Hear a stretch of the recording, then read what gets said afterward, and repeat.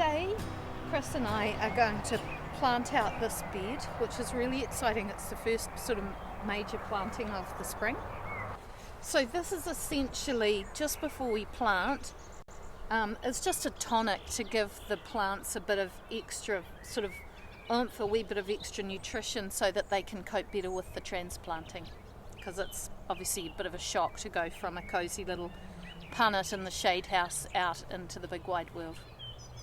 This garden has already been watered, so it's lovely and wet, but if your soil isn't terribly wet, I recommend that when you dig your holes to plant your little babies, just pour a little bit of water in the hole first. If we put the water underneath, as the sun comes down and draws the water up in that evaporation process, the water actually gets pulled up through the roots of the little babies, so they get a really good drink and they get a good start.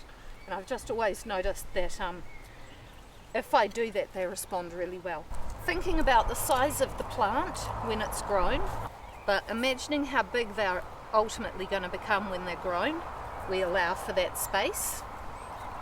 So I use a fork because I find I can scoop right down the edge and basically get the whole little plant out with barely any disturbance to the roots, which is really good. No one likes to have their roots disturbed. If a wee plant like this has got heaps of big roots, it's a really good sign. It shows that the soil's really good. Basically, what is below, you're going to get above. So if you've got a wonderful, healthy set of roots, you're going to get a really wonderful, healthy plant.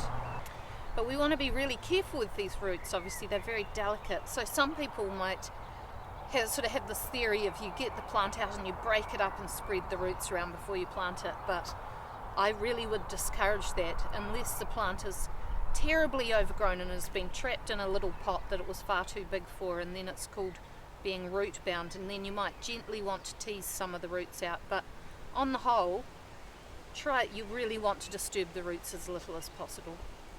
Then we just pop it in the hole and it gives us lots of room, and then we just tuck it in.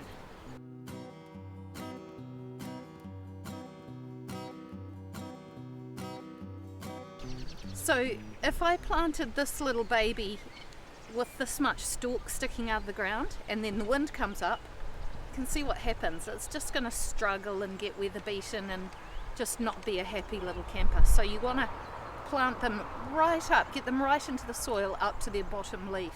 Pop it in, and then you can see this lowest leaf here. Plant right down. Get the plant right down in so that the soil comes right up to that lowest leaf, and then they've got this lovely stability. And just bring the mulch in a little bit closer. So the mulch is there to keep the moisture in the soil